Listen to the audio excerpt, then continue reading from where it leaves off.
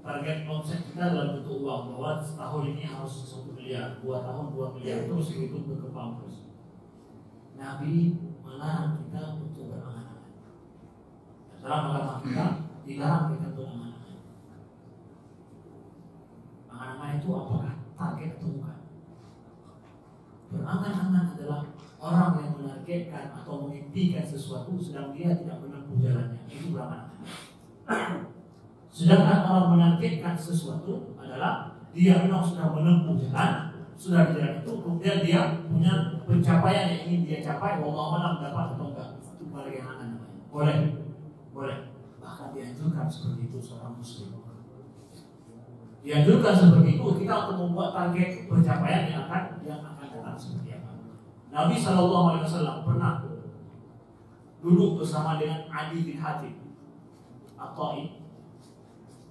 Adi bin Hatim At-Tai ini adalah seorang pemuka kabilah di luar kota Madinah. Dia beragama Kristen.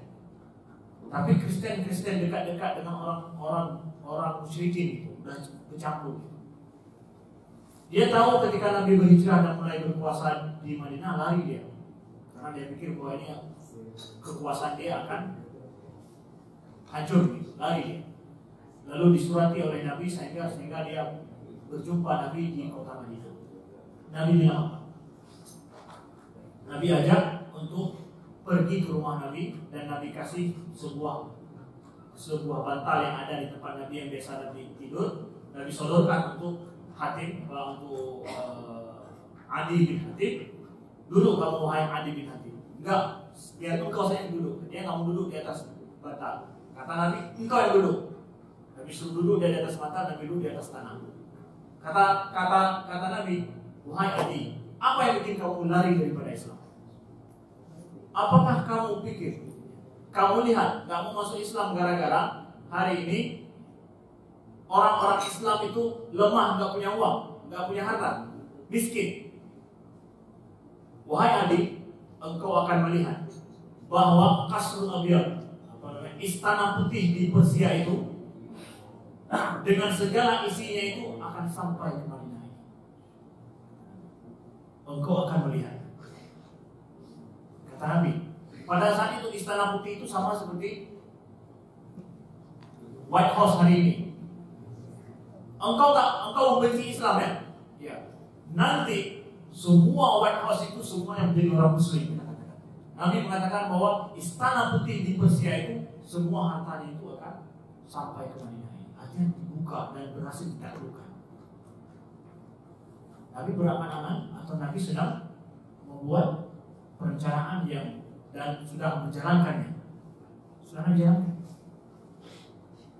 Dan Adi bin Hatim bilang, aku betul-betul dan aku termasuk salah seorang tentara yang berhasil masuk ke istana putih. Betul dia dapatkan. Itu namanya target. Nabi menargetkan, tapi Nabi sampai beliau meninggal, beliau tidak melihat itu. Tapi Nabi katakan, engkau wahai Adi akan lihat.